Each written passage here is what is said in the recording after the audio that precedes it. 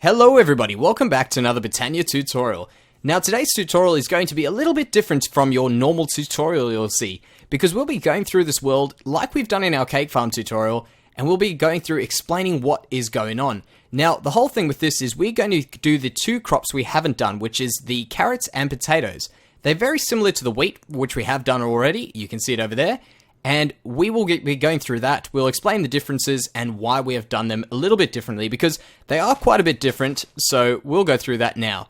Now also, we have been in this world twice for two other tutorials. We've been in this for the wheat farm tutorial, quite obviously, and also the Corporea tutorial, which is why you can see that one behind me has got hooked up to Corporea.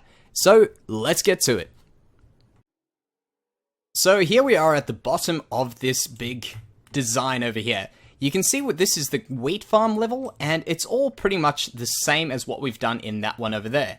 The things that are different in this part here is we've got a timer here. I've currently set this to 10 minutes. You'll have to see how you go with agricarnations and what other factors affect how fast your crops are growing, so that can change according to your world.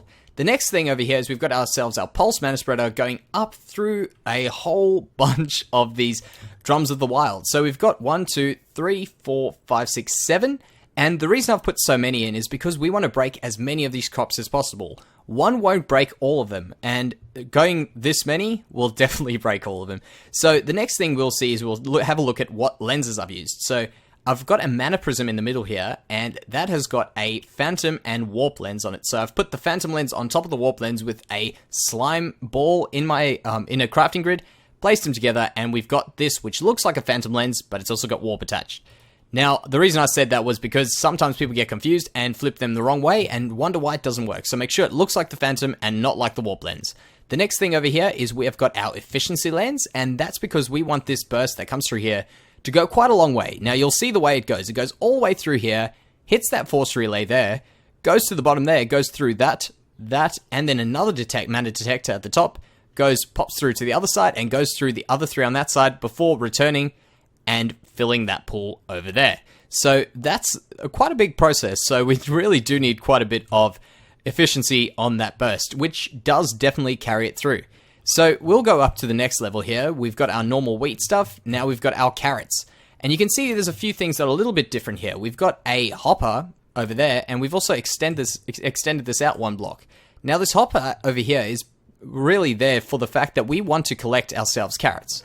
And if we had all the carrots dropping and going straight into these dispensers around here, we would never get carrots for us to actually take until we eventually filled up every single one of these dispensers with 9 slots and 64 carrots in each. So that'll take you quite a long time before you'll actually get any carrots. So what I've done is I've put this hopper here to collect some carrots as they go around. You can also just take them straight out of there, but we've got this collecting some carrots, and this has actually been running for I don't know how long, so it's got a few in there already. The other thing you'll have to have a look at is we've got carrots over here. So this will still drop the carrots just like normal, just like we've got down there dropping seeds. And it'll go around, it'll come around here, and hopefully still have some to drop in there. Now the potatoes are different again, so they are on the top here. So they are quite similar to the carrots, as in you have to plant the potato that you've picked, which is also the one you want to put in the chest for collection. But that mechanism works the same. The other mechanism that's a little bit different is we've got poisonous potatoes. So these guys in here. And we've just put another chest to the side here so that when you do get them, they go straight into that chest. And the same thing will happen again as what has just happened with the carrots.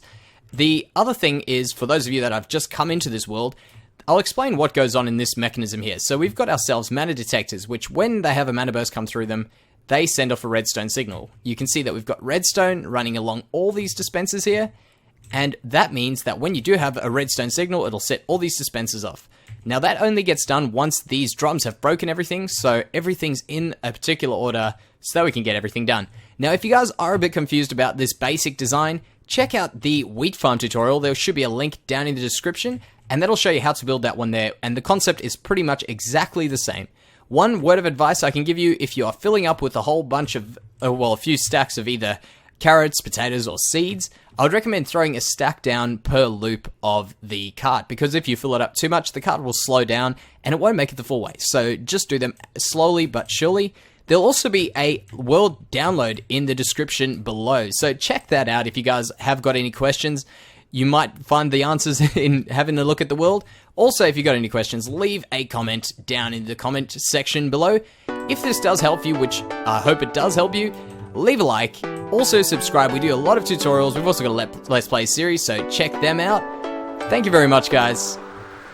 And I'll see you next time. Bye-bye.